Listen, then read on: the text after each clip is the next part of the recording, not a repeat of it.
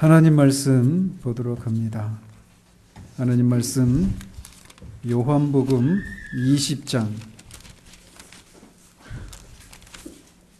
24절에서 29절까지 보도록 하겠습니다. 요한복음 20장 24절에서 29절까지입니다. 하나님 말씀이 이러합니다. 12 제자 중에 하나로서 디두모라 불리는 도마는 예수께서 오셨을 때에 함께 있지 아니한지라.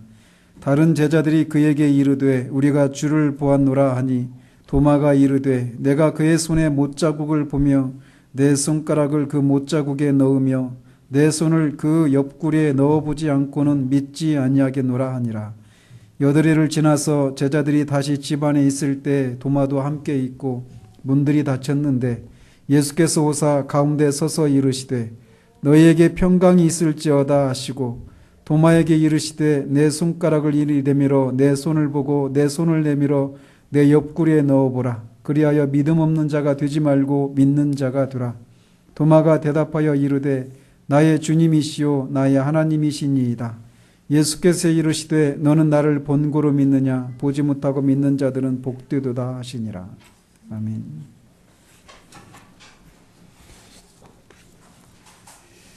오늘은 부활주일입니다. 그래서 우리가 매년 부활주일에는 주님이 부활하신 날에 있었던 그 일들을 기록하고 있는 요한복음 20장을 강의하고 있습니다. 지난해에는 19절에서 23절까지 살폈습니다. 그날은 주님이 부활하신 바로 그날 저녁이었는데 이 주님이 처음에 막달라 마리아에게 새벽에 나타나시고 또 엠마오로 가던 두 제자들에게도 자신을 나타내시고 그 이외에도 다른 여인들에게도 자신을 나타내셨습니다. 그래서 그렇게 부활하신 주님을 만났던 사람들이 다른 제자들이 모여있는 곳에 그렇게 모였었죠.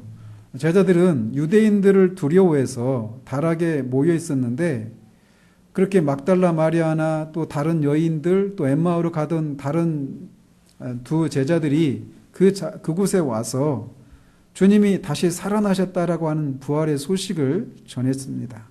그러나 그들은 그것을 믿지 못했죠. 처음에. 그런 그들에게 주님이 나타나셔서 그들의 믿음 없음을 책망하시고 죽었던 그들의 믿음과 소망을 다시 회복시키시고 그들로 하여금 세상에 나가서 그리스도의 부활의 복음을 증거하도록 그들을 보내십니다. 그리고 그 일을 하기 위해서 필요한 하나님과의 평강을 또 하나님이 주시는 평강이 필요했기에 그들에게 평강이 있기를 바라신다라고 하는 말씀을 통해서 그들을 회복시키시고 그들에게 사명을 주신 것을 우리가 살펴보았습니다.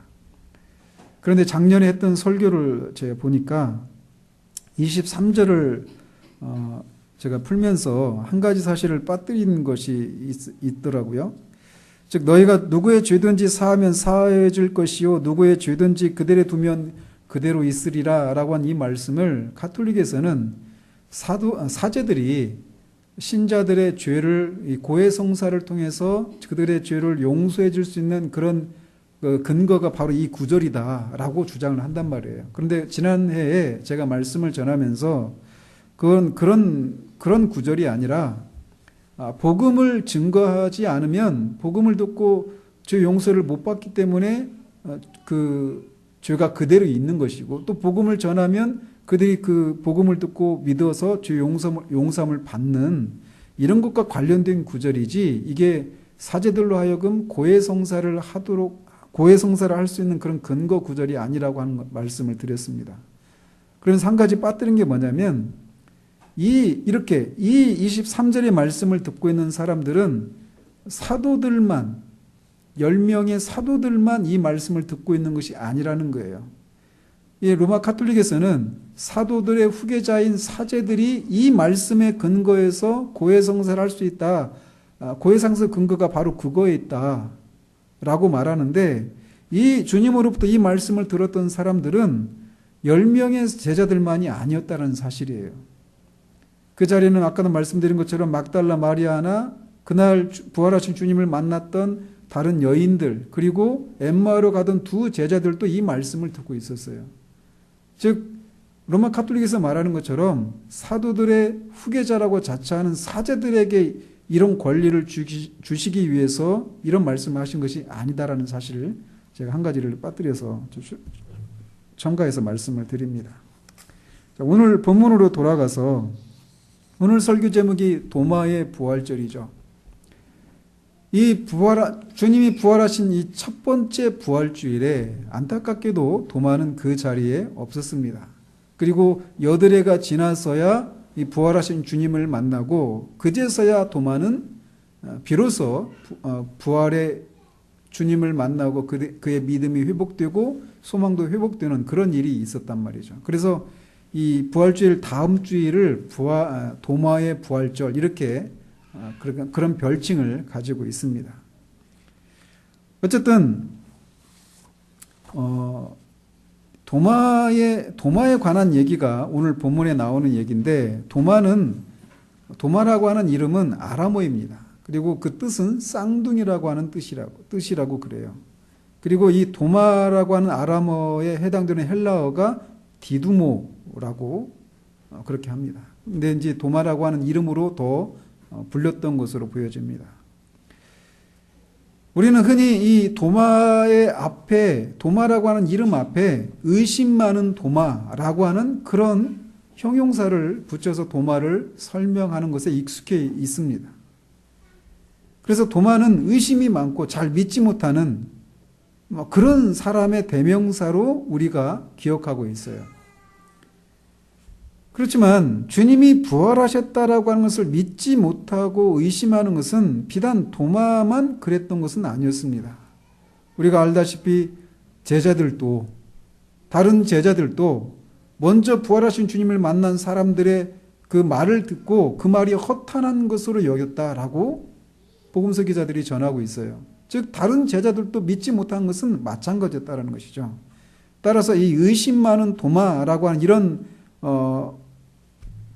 표현을 통해서 도마만 믿지 못한 어떤 것에 대한 비난을 받아야 되는 사람으로 우리가 생각해서는 안 된다라는 것을 우리가 염두에 두고 이 도마가 어떤 사람이고 또 그가 어떻게 믿는 자가 되었는가를 살펴보도록 합니다. 요한복음에 도마라고 하는 이름이 등장하는 것은 오늘 본문을 포함해서 모두 3군데에서 등장합니다. 우리는 그 본문들에 등장하고 있는 도마가 한 얘기들 또 그 행동을 통해서 도마라고 하는 사람이 어떤 성격의 소유자인지를 우리가 유추해 볼 수 있습니다. 요한복음에 도마라고 하는 이름이 처음 등장하는 것은 11장입니다. 그리고 이 11장은 죽은 나사로가 다시 살아나는 사건이 기록된 장이 11장이에요.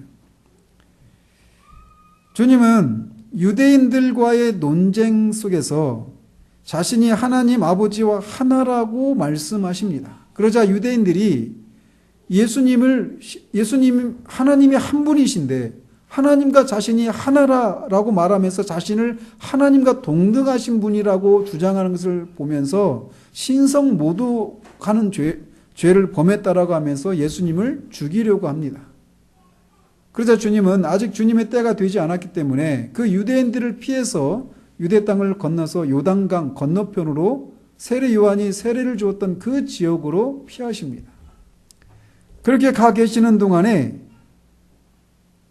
예수님 나사로가 죽어간다라고 하는 그런 전가를 이제 받게 돼요. 그런데도 나사로가 죽어간다라고 하는 이런 다급한 소식을 들었음에도 불구하고 주님은 그곳에 가지 않으시고 이틀을 그곳에 더 머무십니다. 그리고 이틀이 지난 후에 내 친구 나사로에게 가자라고 그렇게 얘기하자 제자들이 아니 방금도 유대인들이 돌로 치려했는데 또 그리로 가시려고 합니까? 라고 주님을 말립니다.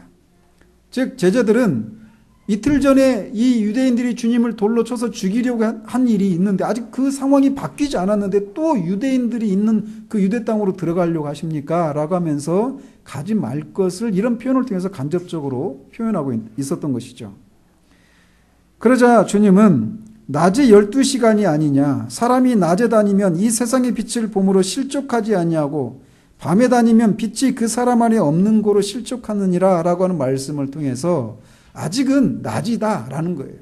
즉 이 말씀은 아직 하나님이 자신에게 주신 그런 기회가 있기 때문에 아직은 자신이 하나님의 일을 할 수 있는 그런 기회가 있다라는 것입니다. 유대인들이 자신을 죽이려고 하는 일들이 있지만 아직은 하나님이 자신에게 일할 수 있는 기회를 주셨기 때문에 그곳에 가자라고 그렇게 제자들에게 말씀하신 것이에요.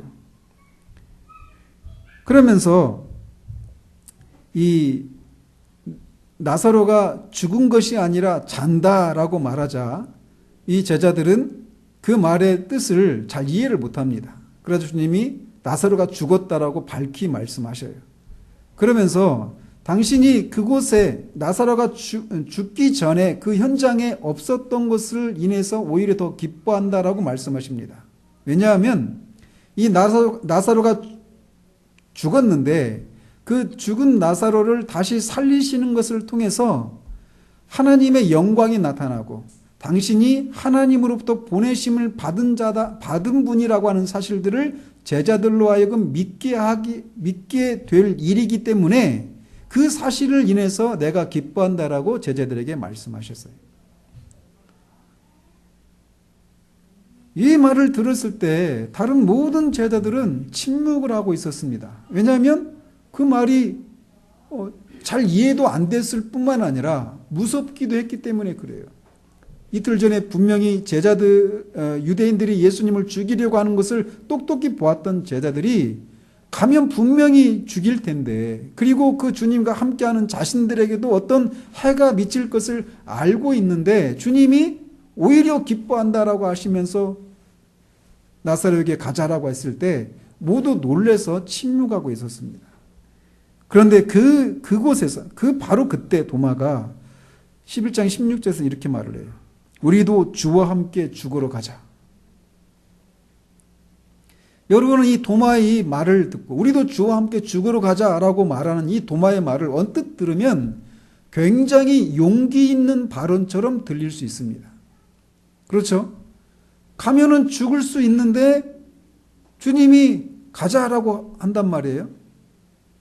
다 두려워서 침묵하고 있는데 도마는 우리도 주와 함께 죽으러 가자 이렇게 말을 하고 있어요. 그런데 사실은 이게 용기 있는 발언이기도 하지만 그 밑바닥에는 도마가 어떤 사람인가를 이 말을 통해서 우리에게 시사해주고 있다는 것입니다. 즉 도마는 주님이 말씀을 통해서 아직 하나님이 허락하신 기회가 있기 때문에 자신은 밤이 아니고 아직 낮이어서 하나님의 일을 할 수 있는 기회가 있다. 즉 이 말씀은 그렇게 자신이 죽을 위험이 있긴 하지만 하나님이 자신에게 기회를 주셔서 나사로를 살리고 그 일을 통해 당신이 하나님으로부터 보내심을 받은 분이라고 하는 사실들을 증거할 수 있는 그런 기회가 있다라고 하는 것이 더 거기에 강조점이 있단 말이에요. 근데 도마는 그 일을 통해서 하나님의 영광이 나타나고 예수님이 어떤 하나님의 보내심을 받은 분이라는 사실들을 드러내고 그 사실을 통해 자신들의 믿음이 더 커지고 확실해지는 이 긍정적이고 적극적인 측면보다는 그 사건보다 그의 마음을 사로잡고 있는 것은 거기에 가면 그런 일도 있겠지만 결국 죽는 거 아닌가라고 하는 그것이 그에게 더 크게 다가왔던 거예요. 그래서 이 주님의 말씀을 온전히 믿지 못한 채 우리도 주님과 함께 죽으러 가자라고 말을 했던 것입니다. 그래서 사실은 그 말 배경에는 그 말 속에는 용기 있는 믿음에 근거한 용기 있는 발언이라기보다는 그가 어떤 사건을 밝은 측면보다는 어두운 측면을 더 크게 인식하고 부각하는 그런 성격의 소유자였다라고 하는 것을 이 말을 통해서도 우리가 알 수 있어요. 그리고 또 두 번째, 도마가 등장하는 곳이 요한복음 14장입니다. 13장에서부터 주님이 한 다락방에서 제자들과 최후의 만찬을 하시죠. 그러면서 만찬이 있기 전에 제자들의 발을 씻기고 그리고 만찬을 하시고 그리고 자신이 죽을 것을 말씀하시고 이제 곧 일어날 일들을 밝히 제자들에게 말씀하셨어요. 그러시면서 14장에서 이렇게 말씀하십니다. 그러면서 자신이 이제 곧 죽을 것이다. 너희들과 내가 이제 곧 헤어질 것이다 라고 하는 말씀을 하셔요. 그러면서 14장 1절에서 4절에서 이렇게 말씀하십니다. 너희는 마음에 근심하지 말라. 하나님을 믿으니 또 나를 믿으라. 내 아버지 집에 거할 것이 많도다. 그렇지 않으면 너희에게 일렀으리라. 내가 너희를 위하여 거처를 예비하러 가노니 가서 너희를 위하여 거처를 예비하면 내가 다시 와서 너희를 내게로 영접하여 나 있는 곳에 너희도 있게 하리라. 내가 어디로 가는지 그 길을 너희가 아느니라. 즉 이제 당신이 아버지께로 돌아가실 것이다 라고 하는 말씀을 하자 제자들이 근심을 한 거예요. 그러면서 그런 제자들에게 근심하지 말아라. 사실은 내가 아버지께로 가는 이유가 뭐냐? 너희들이 거할 처소를 마련하기 위해서 가는 것이다 라고 말씀하시는 거예요. 그리고 이제 그 후에 또 이제 또 계속해서 내가 가는 것이 너희들에게 더 유익하다. 왜? 성령께서 오시기 때문에. 이런 말씀들을 계속 하나 해 나가시는데 이런 말씀 끝에 도마가 이렇게 말을 합니다. 주여 어디로 가시는지 우리가 알지 못하거늘 그 길을 어찌 알겠사옵나이까. 지금 주님은 자신이 천국으로 다시 돌아가실 것을 말씀하고 계셔요. 그리고 그 천국에 너희들이 거할 곳을 마련하기 위해서 내가 간다라고 말을 했는데 도마는 그 사실보다 주님과 헤어지고 주님이 자신들을 떠날 것을 이것이 더 크게 부각되는 거예요. 그의 마음에. 그래서 주여 어디로 가는지 우리가 알지 못하거늘 그 길을 어찌 알겠사옵나이까 라고 하면서 이 회의에 빠진 그런 대답을 하고 있는 것입니다. 이 두 가지 사건에서 엿볼 수 있는 그의 성격은 한편으로는 용감해 보이지만 주님의 말씀을 온전히 믿지 못하거나 주님의 말씀을 깨닫는 데 있어서 둔한 그런 모습을 봅니다. 그것은 결국 두려움과 낙담으로 이어지게 만들었습니다.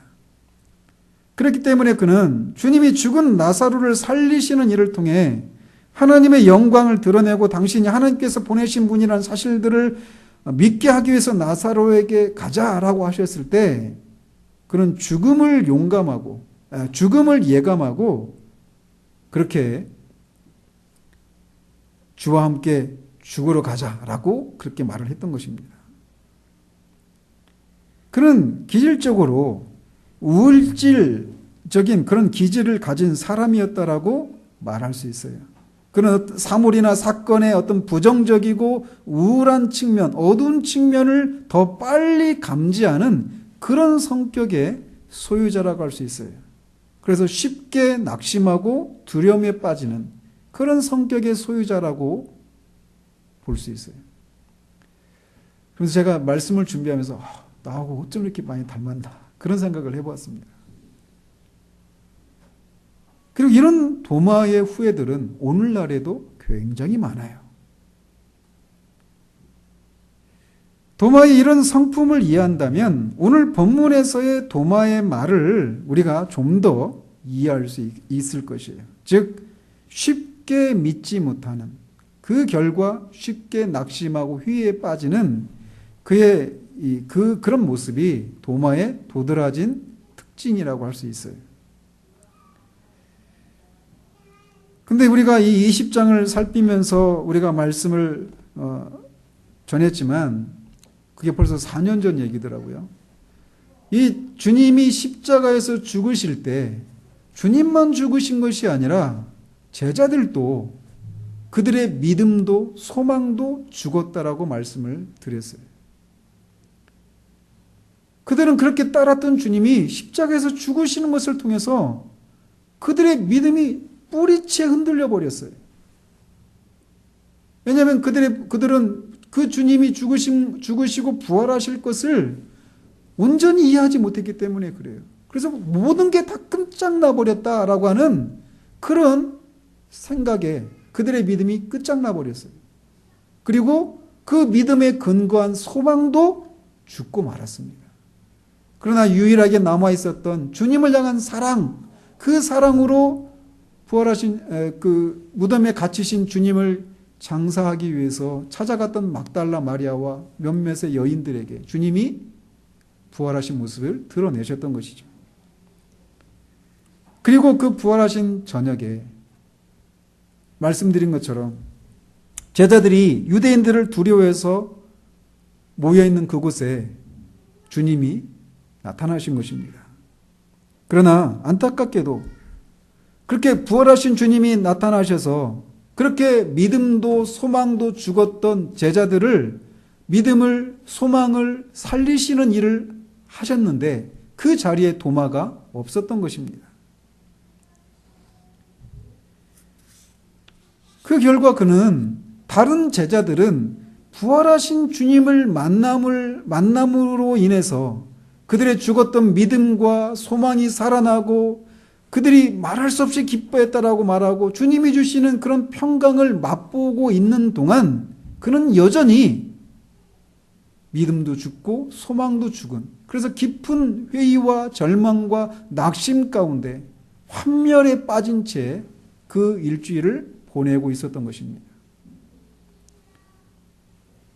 만약 그가 다른 제자들과 함께 그 모임에 있었더라면, 그래서 부활하신 주님을 만났더라면 그는 빠지지 않아도 될 그런 환멸과 회의와 낙심과 두려움을 가지고 그렇게 시간들을 보내지 않아도 되었을 것이에요.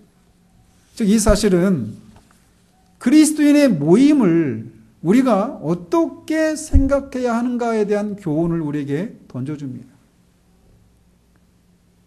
도마는 제자들과 그런 친교와 교제 자리에 그런 모임에 함께 있었다라면 빠지지 않아도 될 그런 어려움을 겪게 되었던 것처럼 그리스도인의 모임이라고 하는 것, 우리가 예배 또 여러 가지 그런 모임들에 모이기를 힘써야 될 이유 중에 하나가 바로 이런 거예요. 이런 것에 있어요. 우리에게 특별한 이유가 없다라면 주일마다 드리는 이 예배, 또 주중에 있는 예배, 또 여러 가지 그런 여러 가지 모임들 있잖아요. 이런 모임들을 우리가 소중하게 생각하고 그 자리에 우리가 빠지지 않기를 힘을 써야 될 이유가, 이렇게 그 자리에 없어서 여전히 다른 제자들은 그런 기쁨과 평강을 누리고 믿음과 소망이 회복되는 그런 삶을 누렸던 것에 비해서 그렇지 못한 도마의 모습을 통해 우리가 그런 교훈을 받게 된다는 거예요. 히브리서 기자는 모이기를 피하는 어떤 사람들의 습관과 같이 하지 말라라고 교훈합니다. 주님이 오실 때가 다가오면 점점 이런 일들, 그런 모임, 그리스도인의 모임을 소중하게 생각하지 않고 모이기를 힘쓰지 않는 그런 일들이 더 일어나기 때문이에요. 더더군다나 주님 오실 날이 가까이 오면 이제 우리는 이렇게 자유하게 모이지만 그때는 목숨을 걸고 모여야 되는 날이 옵니다. 그런 속에서도 이 모임의 자리에 주님이 약속하신 은혜들을 주시기에, 그리고 그 은혜를 힘입어서 우리가 주님의 백성다운 삶을 살아갈 수 있기에 모이기를 힘쓰는 그런 우리들이어야 된다는 것입니다. 도마는 그 자리에 없었어요. 그런데 부활하신 주님을 만난 다른 제자들이 그 자리에 없었던 도마를 잊지 않고 찾아가서 자신들이 부활하신 주님을 만났다라고 하는 소식을 전했습니다. 그리고 주님이 하신 말씀도 분명히 같이 전했겠죠. 제자들은 이미 주님으로부터 갈릴리로 돌아가라고 하는 말씀을 들었습니다. 막달라 마리아에게 처음으로 얘기를 했죠. 그런데도 아직 회의에 빠져있는 도마를 그냥 내버려 둔 채 갈릴리로 돌아가지 않고 도마를 찾아가서 그들이 주님을 만난 소식을 전하고 도마의 죽은 믿음과 소망을 살리기 위해서 그를 설득하는 작업들을 했던 것이죠. 이런 제자들의 모습이 바로 교회 안에 회의에 빠져있는 다른 지체들을 향해서 우리가 보여야 할 태도라고 할 수 있습니다. 우리는 우리가 할 수 있는 한 그런 도마와 같이 회의와 깊은 환멸에, 그래서 믿음과 소망이 죽어있는 것 같은 그런 상태 가운데 빠져있는 사람들을 찾아가서 그들을 설득하고 우리가 믿음 바를 증거하려고 하는 노력을 해야 합니다. 그런데 도마는 내가 그의 손의 못자국을 눈으로 보고 내 손가락으로 그 손에 난 못자국과 그 옆구리에 손을 넣어서 만져보지 않고는 당신들이 말하는 것처럼 주님이 죽은 자 가운데서 부활하셨다라고 하는 이 사실을 나는 믿지 않겠다라고 대답을 합니다.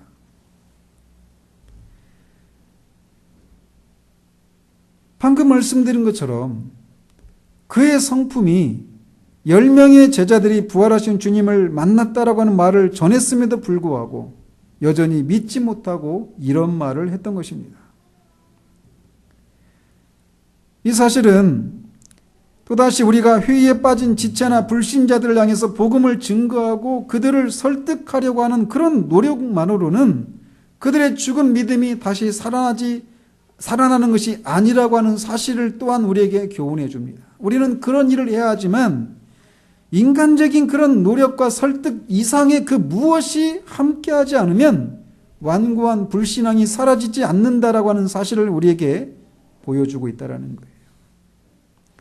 도마는 최소한 다른 10명의 제자들이 만난 부활하신 주님에 대한 소식을 믿지 않으려고 했습니다. 그는 다른 제자들이 전한 믿을 만한 소식보다 그의 눈과 손으로 직접 확인하기 전까지는 주님의 부활 소식을 믿을 수 없다라고 완고하게 버텼어요. 4년 전에 제가 이 20장을 강의하면서 제임스 보이스 목사님의 말씀을 인용하면서 말씀을 드렸는데 제자들의 믿음이 죽었다라고 하는 것을 가장 극명하게 보여주는 인물이 바로 도마라고 말씀드렸습니다. 방금 말씀드린 것처럼 도마는 예수님이 나사로를 살리기 위해서 유대인들의 그 위협이 있음에도 나사로에게 가겠다라고 했을 때 우리도 주와 함께 죽으러 가자라고 말했던 인물이었습니다.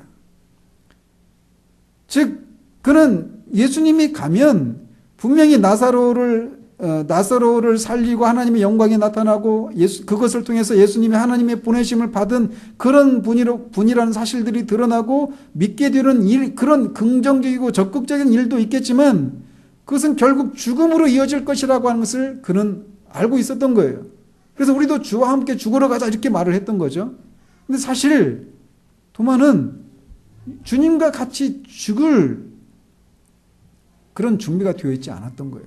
왜? 실제로 잡혔을 때 다 도망가죠. 그죠? 즉, 도마는 그렇게 사실은 속으로는 그렇게 주님을 만류하고 싶었던 거예요. 그런데 결국 주님이 가셔서 결국 그의 예감처럼 죽고 만 겁니다.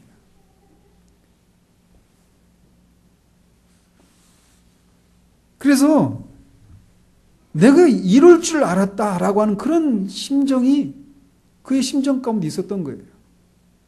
주님이 우리들의 말을 듣고 가지 않으셨다라면 죽지 않으셨을 텐데 극구 가셔서 결국 죽고 말았다라고 하는 그런 원망과 같은 그런 마음이 도마의 마음에 자리하고 있었던 거예요. 그래서 이 도마의 마음에는 그런 마음에 주님이 다시 살아나셨다라고 하는 이 말을 들었을 때 내가 눈으로 보고 손으로 직접 만져보기 전까지는 주님이 부활하셨다는 사실을 내가 믿지 않겠다라고 하는 이 말 속에는 아주 그냥 그런 증거가 있으면 내가 믿을게 라고 하는 그런 마음보다는 그냥 믿지 않겠다라고 믿을 수 없다라고 하는 그런 마음이 더 강력하게 자리하고 있다라고 할 수 있다라는 겁니다. 그래서 그 제임스 보이스 목사님이 맥클라란이라고 하는 그런 분의 이 말을 인용해서 이렇게 말을 했었어요. 그의 태도는 뻔뻔스럽고 대담하고 완고한 불신앙이었고 어떤 의심이나 주저함이 아니었다. 그가 자기의 요구를 늘어놓은 그 태도 자체가 그가 얼마나 불신앙 속에 푹 빠져 있는지를 보여주며 그 사람이 요구하는 것이 허락될 리가 없다는 생각을 가지고 있음을 보여준다. 내가 이러저러한 증거를 가지지 않으면 나는 믿지 않겠다라고 하는 것은 내가 이러저러한 증거를 가지면 믿겠다라고 하는 것과 영적인 면에서 전혀 다른 태도를 제시하는 것이다. 후자의 경우는 확신하려고 하는 의향이 있는 어투고 전자의 경우는 고집을 부리겠다는 결심의 표정이다. 이렇게 말을 했어요. 즉 도마는 그런 일이 절대로 있을 수 없다라고 하는 그런 마음의 태도를 가지고 이런 말을 하고 있었다라는 것입니다. 그런 완고한 태도로 그는 주님의 부활을 믿지 않았어요. 그리고 8해가 지났습니다. 주일을 포함해서 계산하면 이날은 주님이 부활하시고 난 다음 주일에 해당됩니다. 그리고 바로 이날에 도마의 믿음이 회복되었기에, 그리고 그날에 부활하신 주님을 만났기에 이날을 가리켜서 앞에서 말씀드린 것처럼 도마의 부활절이다 이렇게 부른다라는 거죠. 어쨌든 그날 도마는 여전히 주님의 부활을 믿지 못한 상태였지만 다른 제자들의 그런 틀림없이 그런 강권으로 제자들이 모였던 곳에 같이 있게 되었습니다. 그날 또 문이 닫혀 있었지만 주님이 그들 가운데 들어오셨어요. 그리고 지난번과 같이 너에게 평강이 있을지어다라고 말씀하셨습니다. 처음에 제자들이 주님이 그곳에 들어오셨을 때 그들이 막 놀랐잖아요. 그 유령인가 하고 두려워했잖아요. 도마도 분명히 놀랬을 것입니다. 그리고 무엇보다도 자신이 여전히 완고한 마음의 상태를 가지고 주님이 부활하셨다는 사실들을 믿지 않고 있는 그 마음이 들통나는 것을 인해서 더 큰 두려움에 사로잡혀 있었을 것이에요. 그에 비해서 다른 제자들은 얼마나 또 기쁨을 누렸을까요? 주님은 어떻게 보면 도마 한 사람만을 위해서 그 자리에 자신을 나타내셨다라고도 할 수 있습니다. 주님은 이렇게 회의에 빠져 있는 연약한 자들에게 자비를 베푸시는 분으로 자신을 드러내십니다. 마태가 전하고 있는 것처럼 그런 상한 갈대도 꺾지 않으시고 꺼져가는 심지도 끄지 않으시는 자비로우신 분이시기 때문에 그렇습니다. 그는 도마의 완고한 불신앙을 그냥 내버려 두시지 않으시고 그가 요구하는 수준에까지 자신을 낮추셔서 네가 말한 것처럼 네 눈으로 내 상처를 보고 손으로 내 손에 난 상처와 옆구리에 손을 집어넣어서 내가 바로 네가 알고 있었던 사흘 이제 10일이 지났죠. 열흘 전까지 너와 함께 있었던 바로 그 나라고 하는 사실들을 확신하고 믿지 않는 자가 아니라 믿는 자가 되라고 말씀하십니다.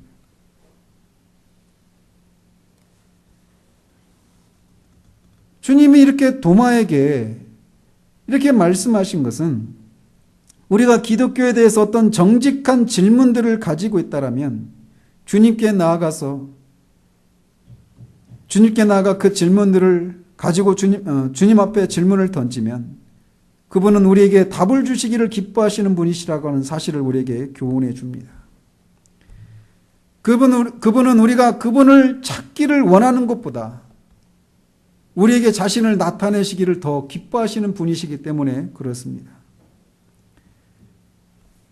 그래서 우리가 믿기 위해서 어떤 정직한 질문을 가지고 주님께 나아가면 반드시 답을 주시는 분이라는 사실을 이렇게 완고하게 믿지 못한 채 있는 도마에게 그의 수준으로까지 자신을 낮추셔서 그를 믿을 수 있는 자로 해주신 것을 통해서 우리에게 이런 교훈을 우리에게 주고 있다는 겁니다. 즉 우리의 문제는 답이 없는 것이 아니라 질문이 없는 것이 문제인 거예요.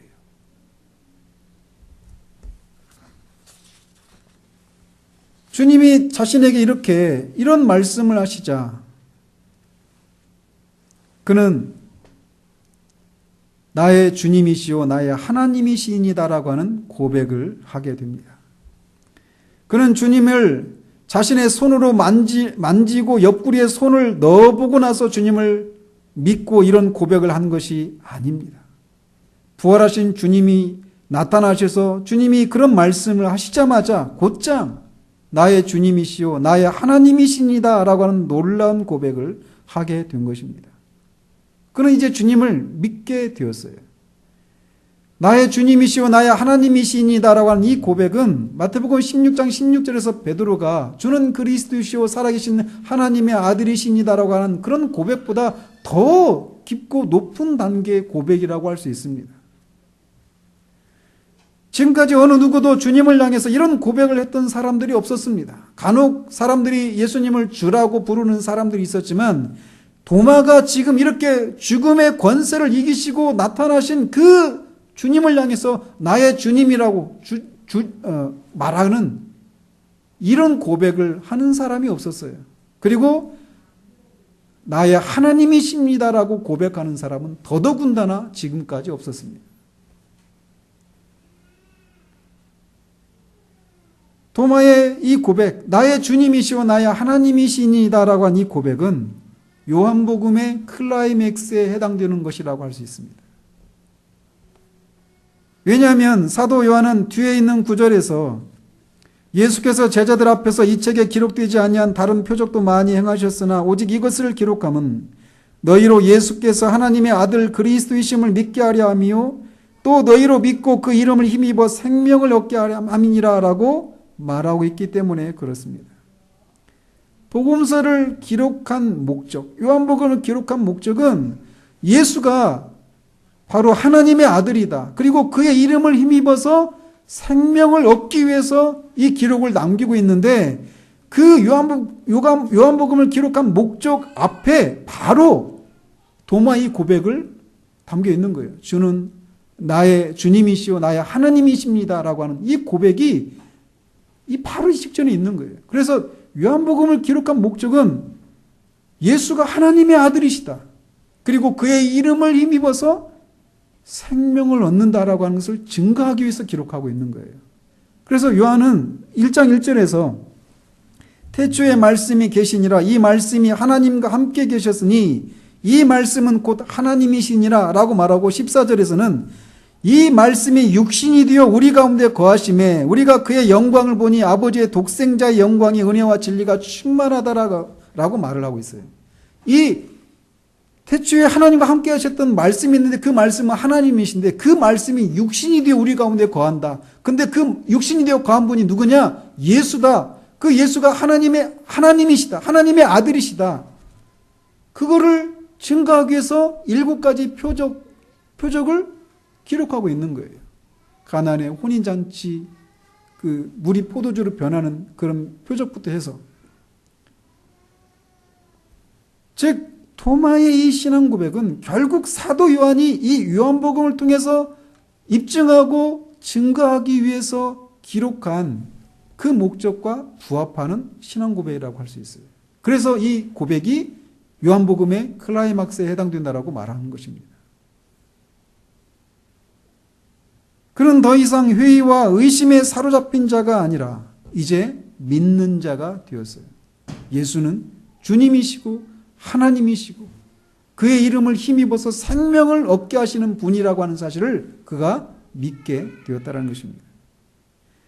그것은 우리가 유추해서 알 수 있는 것이 아니라 주님께서 그에게 직접 너는 나를 본고로 믿느냐라고 하는 말씀을 통해 그가 이제 믿는 자가 되었다라고 하는 것을 우리에게 말해주고 있기 때문에 우리는 그 사실을 알 수 있어요. 그는 믿는 자가 되었습니다. 그러시면서 주님은 너는 나를 본고로 믿느냐 라고 하시면서 보지 못하고 믿는 자들은 복되도다라고 말씀하십니다. 보지 못하고 믿는 자들이 복되다라고 말씀하시는데 보지 못하고 믿는다라고 하는 게 뭘까요? 이 말은 보지 못하고 믿는다라고 하는 것이 의미하지 않는 것은 뭘 믿든지 상관하지 않고 그냥 덮어놓고 믿는 거, 무조건 믿는 거, 이거를 의미하는 것이 아닌 것은 분명합니다. 즉 객관적인 믿을 만한 객관적인 증거가 없이도 그냥 주관적으로 믿는 그 믿음을 주님이 복되다라고 말씀하고 계신 것이 아닌 거예요. 만약 그랬다라면 주님은 도마에게 나타나셔서 이런 말씀을 하시지 않으셨을 것입니다. 우리가 믿는 이 진리에 대해서 그냥 어떤 믿을 만한 객관적인 증거가 없이 무조건적으로 맹목적으로 믿는 거, 이게 성경에서 말하는 참된 믿음이 아닙니다. 믿을 만한 근거가 있는 객관적인 증거를 우리가 믿는 거예요. 하나님은 우리가 함께 변론하자. 너는 말하여 네가 의로움을 나타내라 라고 말씀하십니다. 변론한다는 얘기는 서로 논쟁을 하는 거예요. 영어로 아규한다라고 하거든요. 아규하는 거예요. 그러면서 뭐가 옳고 그른지 따지고 논쟁하고 이런 것을 하자라고 하나님이 말씀하셔요. 즉 우리가 믿는 것이, 우리가 또 마땅히 믿어야 할 것들이 진짜 믿을 만한 것인지 따지고 변론하자라고 말씀하고 있는 것과 같은 거예요. 즉 주님은 보지 못하고 믿는 자가 복되다라고 하시는 이 말씀이 그런 것 없이 그냥 무조건 믿어, 덮어놓고 믿어, 그런 사람들이 복되다라고 말씀하시는 것이 아니다라는 것이에요. 우리는 우리가 믿는 것이 무엇인지, 그리고 그 객관적인 근거가 무엇인지를 분명히 따져야 합니다. 아무런 근거 없이 무조건 믿는 것은 성경이 말하는 참된 믿음이 아니에요. 믿을만 하기 때문에 믿는 겁니다. 그렇다면 보지 못하고 믿는 것은 무엇을 말할까요?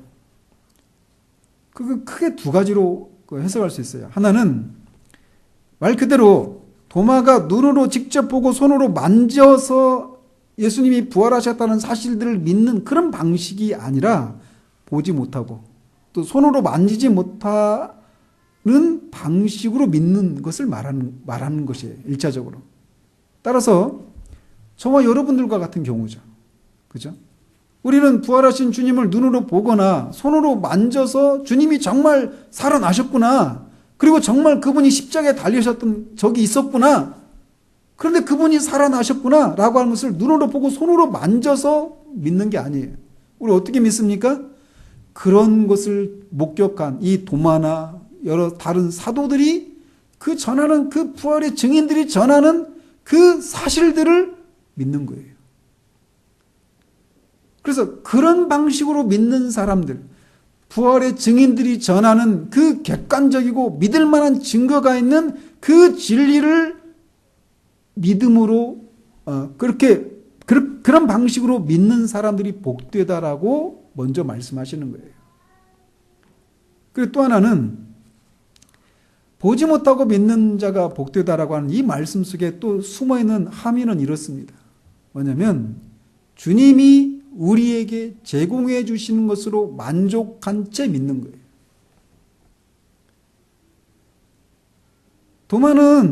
도마에게 주님이 찾아오셨어요. 그의 수준에까지 낮아지셔서 그의 믿음을 회복시켜 주셨습니다. 그런데 너는 본고로 나를 믿느냐, 보지 못하고 믿는 자가 더 복되다라고 말씀하시는 것을 통해서 간접적으로 도마의 믿음 없음을 책망하고 계신 거예요. 즉, 이 말씀 속에 내가 이미 다른 제자들에게 나타났고 다른 사람들에게 내가 부활했다는 사실들을 이미 증거를 통해서 말해줬는데 왜 그 말을 믿지 못하느냐라고 하는 그런 것이 있는 거예요. 그런 것이 깔려 있는 거예요. 그래서 처음에 이 제자들에게 나타났을 때 막달라 마리아나 다른 여인들, 또 엠마오로 가던 두 제자가 주님이 부활하셨다라는 말을 들었을 때 믿지 못한 것을 보면서 주님이 책망하셨잖아요. 그 사람들의 믿을 만한 증거를 가지고 너희들이 믿어야 되는데 왜 믿지 못하느냐라고 말씀하시는 거예요. 즉 내가 제공한 방식으로 믿는 것으로 너희들이 믿으면 되는데 또 다른 그 무엇인가를 요구해서는 안 된다라고 하는 것을 우리에게 말해주는 거예요. 이 사실은 우리의 신앙 가운데 이런 모습들이 굉장히 많이 있다라고 하는 것을 확인할 수 있어요. 무슨 말씀이냐? 주님이 하나님의 아들이시고 그가 주님이라는 사실들을 우리는 무엇을 통해서 알 수 있습니까? 그것을 믿을 수 있도록 주님이 우리에게 제공하신 것은 무엇입니까? 바로 말씀이에요. 전해지는 말씀, 기록된 말씀과 또 뭡니까? 보여지는 말씀인 성례예요. 성찬과 세례예요. 주님이 그런 분이라고 하는 사실들을 우리가 믿을 수 있도록 주님이 제공하신 방편은 말씀과 성례입니다. 그런데 우리는 이것으로 충분하지 않다라고 하는 생각이 있는 거예요. 그래서 어떤 것들이 있어요? 종종 우리는 하나님이 정말 살아계시다라면 어떤 이적들을 우리에게 베푸셔서 우리가 하나님이 살아계신 것을 믿을 수 있게 해주면 내가 믿을 수 있을 텐데 라고 하는 생각들을 가집니다. 아마 지금도 이 자리에 계신 분들 중에 그런 분이 있을 수도 있어요. 하나님이 그냥 짠 하고 나타나셔서 나 살아있다, 나 여기 있다, 내 성경에 말하고 있는 그 하나님이 바로 나다 라고 그렇게 나한테 어떤 환상을 통해서 어떤 이적을 통해서 보여주신다라면 내가 그것을 쉽게 믿을 수 있을 텐데 왜 그렇게 하지 않으실까 라고 하면서 이미 주님이 제공하신 그 방편을 따라 믿지 않고 있는 그런 사람이 있을 수 있단 말이에요. 주님은 그런 방식이 아니라 보지 못하고 믿는 자가 더 복되다라고 말씀하셔요. 즉 내가 제공한 그 방식을 따라 믿는 자들이 더 복되다라고 말씀하고 계신 거예요. 말씀과 성례를 통해서 이미 내가 구세주이고 주이고 하나님의 아들이심을 말하고 있지 않느냐라고 말씀하시는 거라는 거죠. 우리는 어떤 환상이나 어떤 이적들 또는 어떤 영적인 깊은 체험들을 통해서 하나님이 살아계시고 예수님이 그리스도이시고 그 하나님이 나를 사랑하시고 나를 도우시고 보호하시고 인도하시는 그런 분이라는 사실들을 믿고 싶어하는 마음들이 우리 가운데 있습니다. 어떤 하나님의 존재뿐만 아니라 하나님이 나를 도우시고 내 삶을 섭리하시고 인도하시는가라고 하는 그런 회의에 빠져 있을 때에도 우리는 이런 것들을 구하려고 하는 그런 습성들이 우리 가운데 있어요. 또는 어떤 성공을 통해서 그런 것을 입증받고자 하는 그런 마음들이 있습니다. 그렇지 않습니까? 정말 하나님이 우리를 사랑하시고 우리들의 그 처한 상황 가운데 인도하시고 도움을 베푸시는 분이신가? 라고 하는 그런 회의에 빠질 때가 종종 있어요. 눈에 보이는 현실은 정말 하나님이 우리를 도우시지 않는 것 같고 하나님이 우리를 사랑하시지 않는 것 같고 그런 현실들이 있을 때 하나님이 이런 상황을 뒤집으시고 어떤 성공을 우리 가운데 허락하시면 하나님이 나를 사랑하시고 내 삶을 섭리하신다라고 하는 것을 내가 알 수 있을 텐데 라고 하는 생각을 가진 채 그런 방식으로 하나님이 그렇게 일하시기 전까지는 도마처럼 낙심하거나 또는 환멸에 사로잡힌 채 그렇게 살아가지 못하는 경우들이 왕왕 있다라는 거예요. 저는 이번 주에도 이렇게 그런 생각이 쓱 지나갔어요. 제 아는 동생 목사가 찾아와가지고 이렇게 교제를 했는데,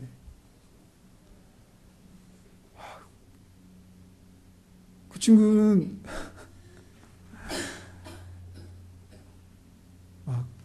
처가에서 개척하라고 개척 자금을 1억을 제공하고 또 교인들이 교회도 다 마련해 놨어요.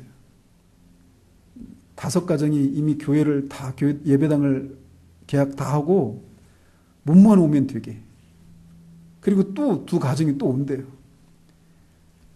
그리고 처가에서 개척하면 개척 자금을 줄 뿐만 아니라 도와주겠대요. 그런 얘기를 들었을 때 마음에 나는 왜 그렇게 안 하시지? 여러분 웃지만 제가 그런 문제를 가지고 그런 생각이 들고 그런 생각이 들 때 어때요? 낙심이 돼요. 낙심이 된단 말이에요. 낙심되면 하나님을 위해서 우리가 살고 싶은 마음이 사라져버립니다. 회의에 빠지는 거예요. 근데 제가 이 목회와 관련해서 이런 말씀을 드리지만 여러분의 삶 가운데 그런 게 없습니까? 너무나 많아요. 그렇지 않아요? 그래서 우리는 내가 하나님이 우리 교회를 사랑하시고 나를 목사로 세우셨다라면 매주마다 사람들이 막 새로운 사람들이 들어오고 회심의 역사가 일어나고 뭔가 막 어떤 생명력 있는 그런 모습들이 나타나야 되는 거, 이런 성공을 통해서 하나님이 나를 세우셨고 이 일을 하도록 맡기셨다라고 해서 확인받고 싶어 한단 말이에요. 그리고 그것이 일어나지 않으면 낙심이 되고 힘이 빠지고 우울해지고 환멸에 빠지고 회의에 빠지고 뒤에 남겨놓은 것들을 바라보게 되는 일이 일어나는 거예요. 그런 것처럼 우리 신앙에도 그런 게 있단 말이에요. 어떤 성공을 통해서 그런 것을 보고 싶어 하는 거예요. 근데 주님은 그런 것이 아니라 이미 내가 너를 사랑한다라고 하는 것은, 이미 내가 너를 알고 있고 너의 삶을 돌보겠다라고 하는 것은 이미 성례를 통해서, 말씀을 통해서 말하고 있지 않느냐. 날 사랑하심 성경에 써있네. 하나님이 나를 사랑하시기 때문에 그 아들을 십자가에 내어주신 것이 이 성찬을 통해서 우리에게 말해주고 있다는 거예요. 그 아들을 아끼지 않고 그렇게 내어주신 분이 우리에게 은사를 주시지 않겠느냐라고 말씀하고 계시다라는 겁니다. 참된 믿음은 우리 주님이 우리에게 제공해 주신 그 말씀을 믿고 그 말씀의 근거에서 우리의 삶을 살아나가는 거예요. 근데 우리는 끊임없이 어떤 그런 것을 우리의 눈으로 확인한 다음에 어떤 성공이나 환상이나 이적이나 어떤 깊은 영적인 체험을 통해서 그런 것을 받기 전까지는 난 믿을 수 없다. 그래서 나는 그리스도인의 삶을 살 수 없다라고 하는 그런 완고한 마음을 갖고 있기가 쉽다라는 거예요. 근데 주님은 말씀하시는 거예요. 그런 방식이 아니라 보지 못하고 믿는 자가 복되다라고 말씀하신다는 겁니다. 회의에 빠져 있었던 완고한 도마가 이 주님을 만나고 그는 회복이 됩니다. 여러분의 삶 가운데서 그런 회의에 지금 현재 빠져 있지는 않습니까? 그렇다면 이 성찬을 기억하십시오. 이 성찬은 주님이 바로 우리를 사랑하신다라고 하는 가장 강력한 증거입니다. 주님이 우리를 위해서 죽으셨습니다. 자신의 생명을 내어주셨어요. 그 아들을 하나님 아버지께서 그 죽음에 내어주셨습니다. 아들을 짓이기셨어요. 아끼지 않고 주셨습니다. 그 하나님이 우리에게 무엇을 아끼시겠습니까? 제가 그러면서 이번 주에 그런 마음이 쓱 들어가는데 막 갑자기 낙심이 되는 거예요. 그러면서 그런 생각이 들더라고요. 왜 우리가 우리 하연이를 보면서도 제가 그런 마음을 갖는데, 늘 동생들 이렇게 막 마음을 쓰거든요. 안 쓴다 해도, 장녀들은. 그래서 그 동생들이 잘 되고 이런 것들을 언제는 막 기쁨으로 막 감당하고 그래요. 근데 어느 순간에는 자기만 손해보는 것 같은 그런 생각이 불쑥 들 때가 있어요.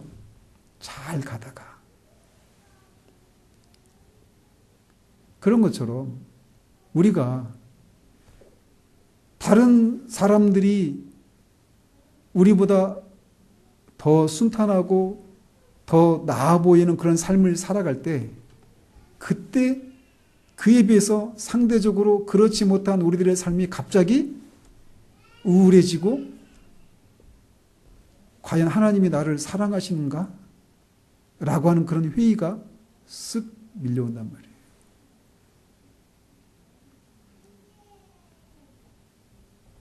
주님 말씀하십니다. 우리를 사랑하신다라고. 주님은 우리에게 충분한 증거를 주셨어요. 십자가와 부활입니다.